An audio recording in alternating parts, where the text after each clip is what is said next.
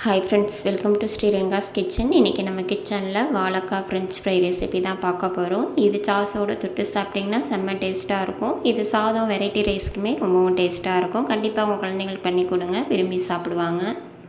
இது பண்ணுறதுக்கு நான் 3 வாழைக்காவை மேலே தோல் சீவிட்டு நீல வாக்கெலாம் மெலிசாக கட் பண்ணி ஒரு பவுலில் எடுத்திருக்கேன். இப்போ இது கூட நம்ம 1/4 டேபிள் ஸ்பூன் மஞ்சள் தூள் சேர்த்து விட்டுக்கலாம்.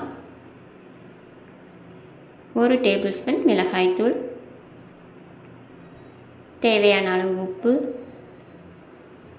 1 டேபிள் ஸ்பூன் ரவை சேர்த்து விட்டுக்கலாம். சின்ன ஸ்பூனாக இருந்தால் 2 டேபிள் ஸ்பூன் சேர்த்து விட்டுக்கோங்க. நான் பெரிய ஸ்பூனில் சேர்த்துக்கிறேன். 2 டேபிள் ஸ்பூன் கார்ன்ஃப்ளவர் மாவும் சேர்த்து விட்டுடலாம்.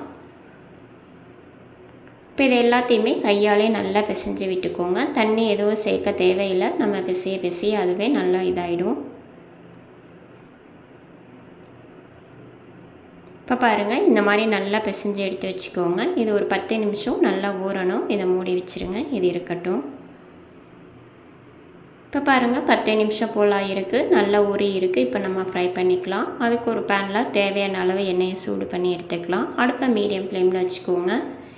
இப்போ நம்ம ஊற வச்சுருந்த வாழைக்காயை இதில் ஒன்று ஒன்றா சேர்த்து விட்டுக்கலாம்.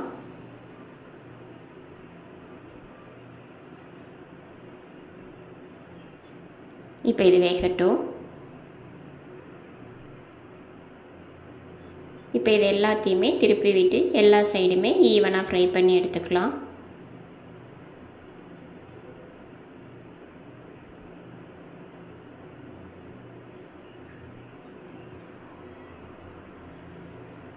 கண்டிப்பாக ட்ரை பண்ணி பாருங்கள். இது க்ரன்ச்சியாக ரொம்பவும் டேஸ்டியாக இருக்கும்.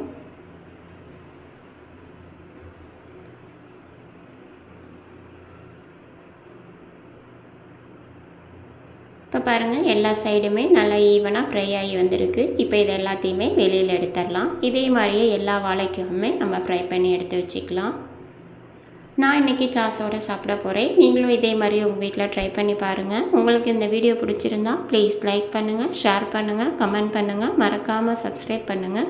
பெல் ஐக்கான்னா ஆல் பட்டனை கிளிக் பண்ணுங்கள். தேங்க்யூ ஃபார் வாட்சிங்.